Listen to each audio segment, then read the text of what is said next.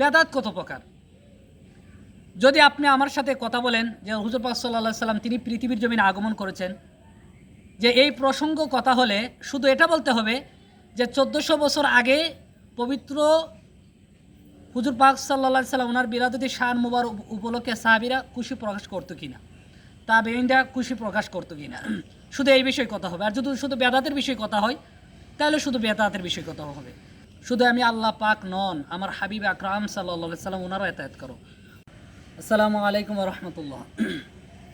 নাহমাদুহু ওয়া নুসাল্লিমু আলা রাসূলিহিল কারীম ওয়া আলা শাইখিনা মুরশিদিনাল আযীম ওয়া লি উম্মিল উমাম আলাইহিস সালাম আজমাইন। সমস্ত প্রশংসা যিনি খলিক, যিনি মালিক, রব মহান আল্লাহ পাক রব্বুল আলামিন, ওনার প্রতি এবং ওনার হাবিব আকরাম সাল্লাল্লাহু আলাইহি সাল্লাম ওনার প্রতি। যে রব্বুল আলামিন পবিত্র কালামুল্লাহ শরীফের মধ্যে বলেন, কুল বিফাদলিল্লাহি ওয়া বিরহমাতিহি ফাবিযালিকা ফালইফরাহু হুয়া খায়রুম মিম্মা ইয়াজমাউন। যে রব্বুল আলামিন পবিত্র আয়াত শরীফের দ্বারা মানুষদেরকে জানিয়ে দিলেন, হে মানব জাতি, তোমাদের মধ্যে আমার হাবিব আকরাম সাল্লাল্লাহু আলাইহি সাল্লাম ওনাকে পাঠিয়েছে এবং তোমরা ওনাকে পেয়ে ফালইফরাহু হুয়া খায়রুম মিম্মা ইয়াজমাউন, তোমরা খুশি প্রকাশ করো। অর্থাৎ রব্বুল আলামিন ওনার হাবিব যে পবিত্র 12 রবিউল আউয়াল শরীফে পৃথিবীর জমিনে তাশরিফ মুবারক এনেছেন, এই উপলক্ষে যে 12 রবিউল আউয়াল শরীফের মধ্যে আমরা জশ্ন জুলুস পালন করি, যারা বেদাত বলে, যারা হুজুর পাক সাল্লাল্লাহু আলাইহি সাল্লাম ওনার সানাত সিফত বর্ণনা করতে ভয় পাই, যে রব্বুল আলামিন তিনি বলেন, কুল আতিউল্লাহ ওয়া আতিউর রাসূল, শুধু আমি আল্লাহ পাক নন, আমার হাবিব আকরাম সাল্লাল্লাহু আলাইহি সাল্লাম ওনারও এতায়াত করো। কুল আতিউল্লাহ ওয়া আতিউর রাসূল, আমি আল্লাহর এতায়াত করো, পাশাপাশি আমার হাবিবের এতায়াত করো। আবার অন্য আয়াতে রব্বুল আলামিন বলেন, কুল ইন কুনতুম তুহিব্বুনাল্লাহ ফাত্তাবিউনি ইউহিব্বুকুমুল্লাহ ওয়া ইয়াগফির লাকুম যুনুবাকুম আল্লাহু গফুরুর রহিম। ইয়া আমার হাবিব, আপনি আপনার উম্মতদেরকে জানিয়ে দিন, ইউহিব্বুকুমুল্লাহ ওয়া ইয়াগফির লাকুম যুনুবাকুম, শুধু আমাকে পেতে হলে আমার হাবিব ইউহিব্বুকুমুল্লাহ, আপনাকে যারা তারা মহব্বত করে, আল্লাহু গফুরুর রহিম, আমি আল্লাহ পাক রব্বুল আলামিন দয়ালু হয়ে যাব, ক্ষমাশীল হয়ে যাব।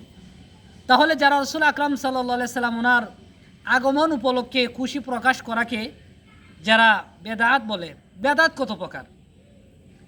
যদি আপনি আমার সাথে কথা বলেন যে হুজুর পাক সাল্লাল্লাহু আলাইহি সাল্লাম তিনি পৃথিবীর জমিনে আগমন করেছেন, যে এই প্রসঙ্গ কথা হলে শুধু এটা বলতে হবে যে 1400 বছর আগে পবিত্র হুজুর পাক সাল্লাল্লাহু আলাইহি সাল্লাম ওনার বিরাদতি শান মুবারক উপলক্ষে সাহাবীরা খুশি প্রকাশ করতো কিনা, তাবেঈনরা খুশি প্রকাশ করতো কিনা, শুধু এই বিষয়ে কথা হবে। আর যদি শুধু বেদাতের বিষয়ে কথা হয় তাহলে শুধু বেদাতের বিষয়ে কথা হবে। যারা বলে যে রাসূল আকরাম সাল্লাল্লাহু আলাইহি সাল্লাম তিনি আগমন করেছেন যে মাইক দিয়ে বা বক্স দিয়ে রাসূলের শানে মিলাদ পড়ে তারা হামনাত কাসিদা বাজায়, এখানে তো গান বাজানো হয় নাই। শরীয়ত সম্মত বেদাতে সাইয়্যা এবং বেদাতে হাসানা। বেদাতে সাইয়্যা আছে যে বেদাত ইসলামে প্রসঙ্গ থাকে না, যে গুনাহের কাজে মানুষ লিপ্ত হয়। আর বেদাতে হাসানা হয়েছে উত্তম, যারা রব্বুল আলামিন ওনার কল্যাণ করা হবে বা ওনাকে পাওয়া যাবে, ওনার হাবিব আকরাম সাল্লাল্লাহু আলাইহি সাল্লাম ওনার সন্তুষ্টি হাসিল করা যাবে। বেদাত বলতে কি বুঝি? নতুন কোনো কিছু, এটাকে আমরা বেদাত মনে করি।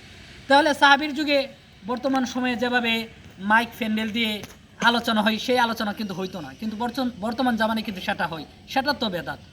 বর্তমান সময়ে আমরা ওয়াজের মধ্যে মাইক ইউজ করি, বক্তা দাওয়াত দেই, স্টেজ সাজাই, এটা তো বেদাত। তাহলে বেদাতে হাসানা, সেটাকে বেদাতে হাসানা বলা হয়, উত্তম। যে বেদাতে হাসানা উত্তম পরিকল্পনা, যে রব্বুল আলামিন ওনার সন্তুষ্টি হাসিলের জন্য শরীয়ত সম্মত যে কাজ করা হয়, উত্তম বেদাতে হাসানা, যারা নতুন বলা হয়। তা আমার এই কথার প্রসঙ্গ হলে হুজুর পাক সাল্লাল্লাহু আলাইহি সাল্লাম তিনি পৃথিবীর জমিনে আগমন করেছেন, সেটাকে কেন্দ্র করে হুজুর পাক সাল্লাল্লাহু আলাইহি সাল্লাম মানব জাতি খুশি প্রকাশ করে। আমরা প্রত্যেকে জানি যে আবুল আহাব সপ্তাহ 2 দিন হুজুর পাক সাল্লাল্লাহু আলাইহি সাল্লাম তিনি যেদিন আগমন করেছিলেন, সেই দিন ওনার বাড়ির দাসী আবুল আহাবকে যা খবর দিয়েছিল যে আপনার ভাতিজা পৃথিবীর জমিনে আগমন করেছেন, সেই প্রসঙ্গে আবুল আহাব খুশি হয়ে ওনার দাসীকে মুক্ত করে দিলেন, ওনার বাড়ির দাসীকে মুক্ত করে দিলেন। দাসীকে মুক্ত করার কারণে তিনি জাহান্নামের মধ্যে থেকেও জান্নাতের নাজ নিয়ামত সপ্তাহে একদিন ভোগ করেন। আমরা প্রত্যেকেই এই আলোচনা জানি কোন কারণে তিনি ভোগ করেন।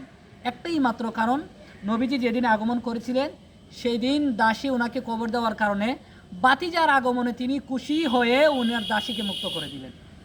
তাহলে একজন জাহান্নামী ব্যক্তি জান্নাতের নাজ নিয়ামত জাহান্নামে থেকে বুক করতে পারে। আমরা তো সেই নবীর উম্মত যিনাকে বলা হয়েছে ওমা আরসালনাকা ইল্লা রাহমাতুল লিল আলামিন।